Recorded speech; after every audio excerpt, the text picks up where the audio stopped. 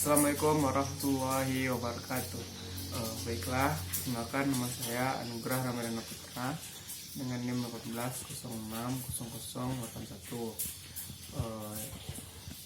Video ini saya buat untuk melengkapi nilai ujian akhir semester mata kuliah Ekonomi Pembangunan 1 dengan dosen pembimbing Bapak Alphonse Kento.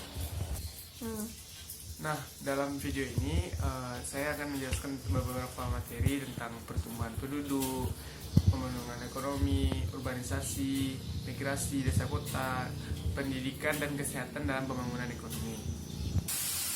Yang pertama yaitu urbanisasi dan migrasi desa kota. Dilema migrasi dan urbanisasi. Hubungan positif antara urbanisasi dan pendapatan per kapita menurut fakta khusus paling jelas dan menonjol dalam proses pembangunan. Nah, umumnya semakin maju suatu negara berdasarkan pendapatan per kapita, maka semakin besar jumlah penduduk yang mendiami kawasan perkotaan.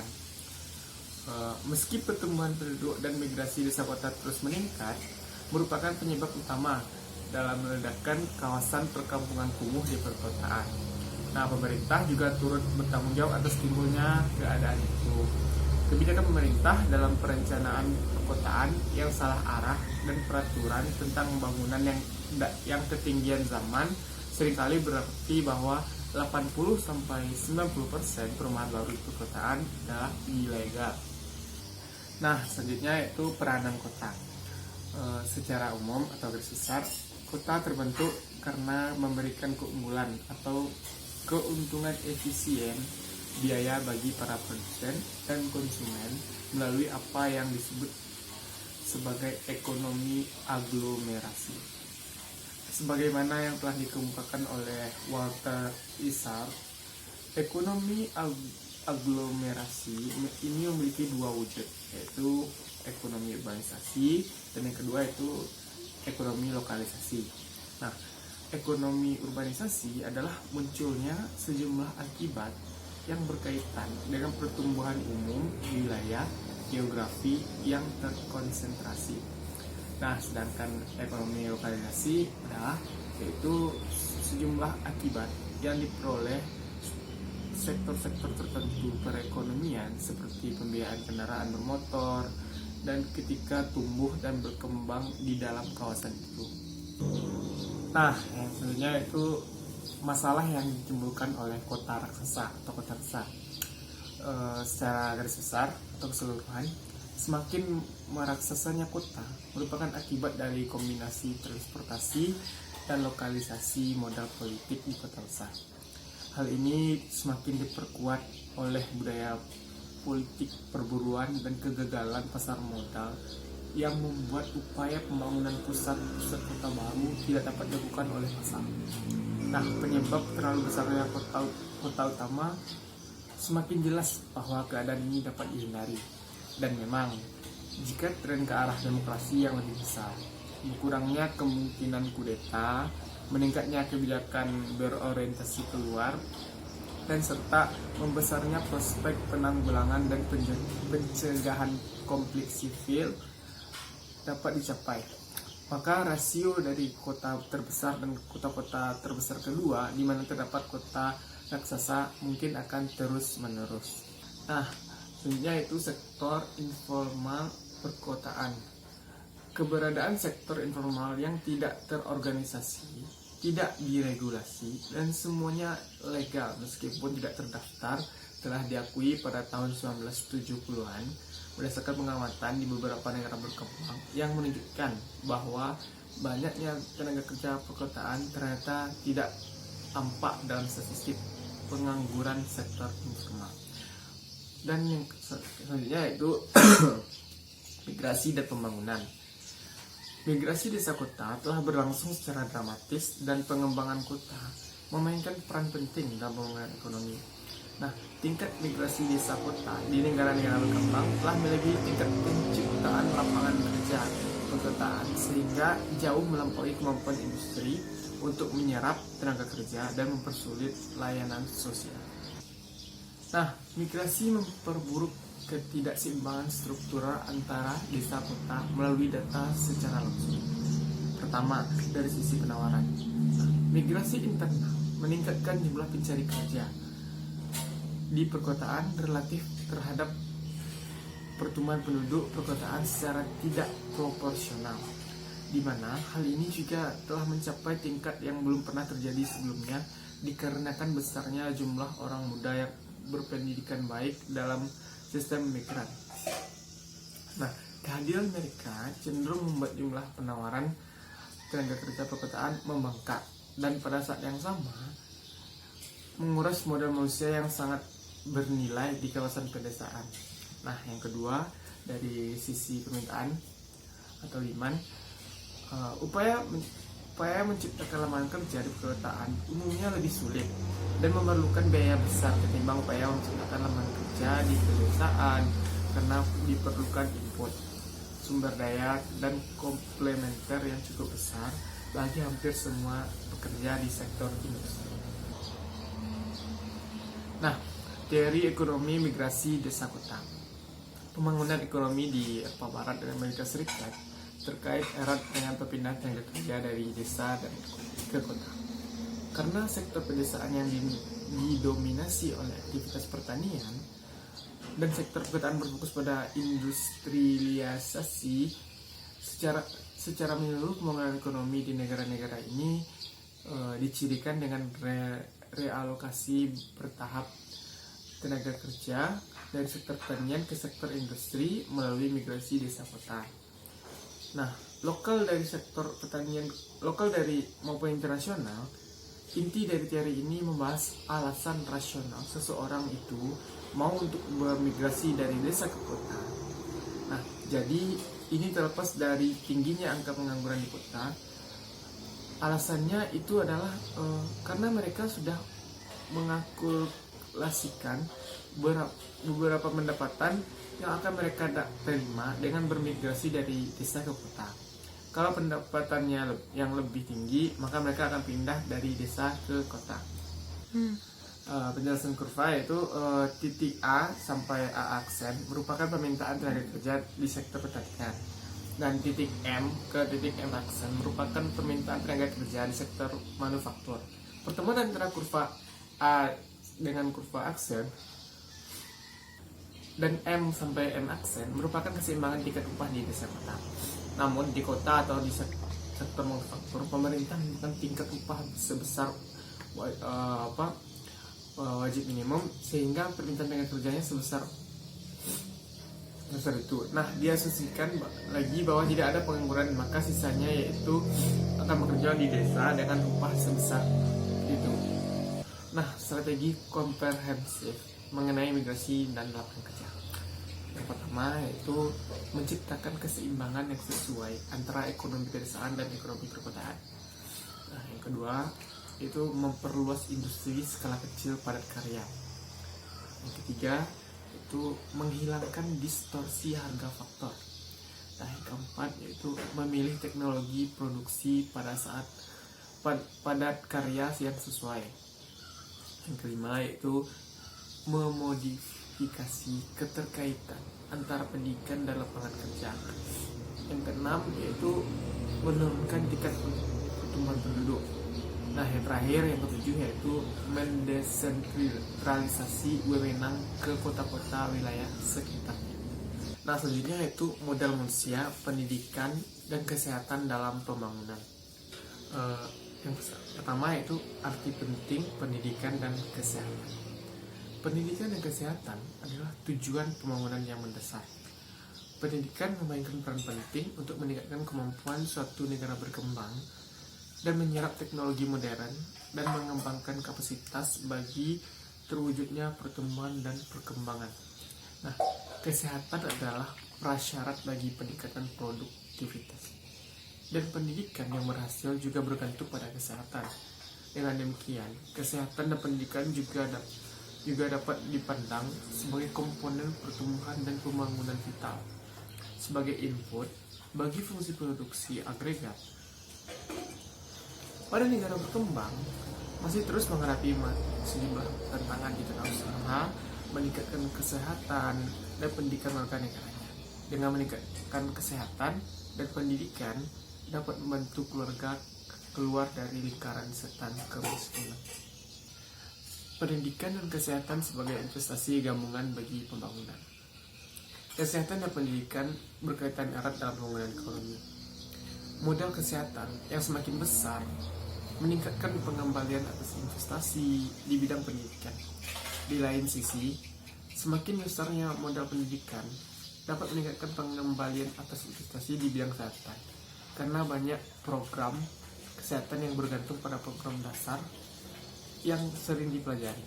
Nah, peningkatan efisiensi produktif dan investasi pendidikan mempertinggi pengembalian atas investasi kesehatan yang meningkatkan harapan hidup. Nah, pada saat angka partisipasi pendidikan dasar meningkat di negara-negara berkembang, maka pendidikan mulai menyusul kemajuan yang dicapai negara maju. Peningkatan kesehatan dan pendidikan. Mengapa peningkatan pendapatan saja tidak cukup? Nah, karena tingkat kesehatan dan pendidikan jauh lebih tinggi di negara-negara berpendapatan tinggi. Dengan pendapatan yang lebih tinggi, warga dan pemerintah dapat mengeluarkan dana lebih besar untuk kesehatan dan pendidikan. Dan dengan kesehatan dan pendidikan yang lebih baik, produktivitas dan pendapatan lebih tinggi dan lebih mudah untuk dicapai. Nah, elastisitas pendapatan mengenai permintaan akan kalori di kalangan orang berpendapatan rendah dalam kisaran 0 sampai dengan 0,5. Nah, perbedaan persentase yang kurang proporsional ini terjadi karena di dua faktor, yaitu pendapatan digunakan untuk barang selain makanan, dan peningkatan pengeluaran makanan itu digunakan untuk meningkatkan ragam jenis makanan yang tidak selalu menambah konsumsi kalori. Nah, yang kedua yaitu investasi dalam pendidikan dan kesehatan atau pendekatan modal manusia. Nah, investasi dalam pendidikan dan kesehatan dikenal para ekonom dengan pendekatan modal manusia. Investasi ini memiliki tingkat pengembalian yang lebih jelas ketimbang investasi lain.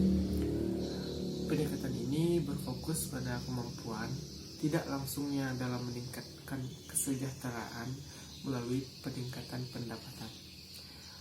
Tingkat pengembalian sosial maupun pribadinya lebih terasa di negara berkembang ketimbang dengan negara maju. Hal ini karena selisih pendapatan antara orang yang berpendidikan dengan yang tidak lebih tinggi di negara berkembang. Yang ketiga yaitu pekerja anak. Berdasarkan hasil survei, lebih dari separuh pekerja anak harus bekerja keras 9 jam atau lebih dalam setiap hari. Selain itu, mereka juga terancam bahaya eksploitasi seksual dan perdagangan manusia. Terdapat pendekatan dalam kebijakan pekerja anak. Pendekatan pertama yaitu yang menyadari bahwa pekerja anak merupakan cerminan kemiskinan, sehingga harus berfokus pada penanggulangan kemiskinan. Nah, pendekatan yang kedua yaitu mengedepankan peningkatan minat anak dalam bersekolah. Nah, yang ketiga, pekerja anak tak dapat dihindari, namun setidaknya bisa diringankan melalui peraturan yang dapat melindungi pekerja anak tersebut. Nah, yang terakhir, yang keempat, yaitu pelanggaran pekerja anak. Pelarangan pekerja anak pun juga belum tentu menjadi solusi terbaik, karena tanpa pekerjaan mereka mungkin akan mengalami malnutrisi yang parah dan kesejahteraan mereka yang semakin buruk.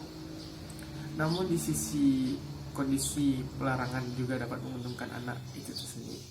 Yang keempat yaitu kesenjangan gender, diskriminasi dalam pendidikan dan kesehatan. Di negara berkembang, kebanyakan orang tua masih berpikiran bahwa anak akses pendidikan DNA kesehatan bagi laki-laki jauh lebih penting ketimbang anak perempuan. Nah, konsekuensi bias gender dalam pendidikan DNA kesehatan. Sebuah perkiraan menunjukkan biaya global dalam mendidik anak perempuan adalah senilai yaitu $82 miliar Amerika per tahun ya. Nah, hal ini menunjukkan diskriminasi perempuan tak hanya tidak adil tapi juga merugikan. Nah, yang kelima yaitu sistem pendidikan dan pembangunan. Ekonomi politik, permintaan dan penawaran pendidikan. Nah, faktor yang mempengaruhi permintaan atas pendidikan. Yang pertama adalah prospek untuk mendapat pekerjaan di sektor modern di masa depan. Nah, yang kedua, permintaannya merupakan permintaan turunan. Nah, faktor yang mempengaruhi penawaran salah satunya adalah proses politik dan pengaruh pemerintah untuk pendidikan. Nah, manfaat biaya sosial dan biaya pribadi. Biaya sosial adalah biaya yang ditanggung individu dan masyarakat dari keputusan pendidikan secara pribadi. Sedangkan biaya pribadi adalah biaya yang ditanggung oleh peserta didik sendiri. Nah, pengembalian sosial adalah manfaat yang diperoleh oleh individu berpendidikan dan yang diperoleh masyarakat dari pendidikan individu tersebut. Nah, pengembalian pribadi adalah manfaat yang dirasakan peserta didik itu sendiri. Nah, di tabel terlihat kurva pengembalian meningkat jauh lebih cepat dibanding biaya pribadi. Sehingga untuk memaksimalkan selisih biaya dan manfaat peserta didik perlu mendapat pendidikan yang lebih tinggi. Kurva pengembalian sosial meningkat tajam menunjukkan adanya peningkatan produktivitas. Nah, sementara kurva biaya sosial kenaikan melambat pada sekolah dasar, namun kenaikan meningkat di pendidikan yang lebih tinggi karena mahalnya biaya. Nah, distribusi pendidikan.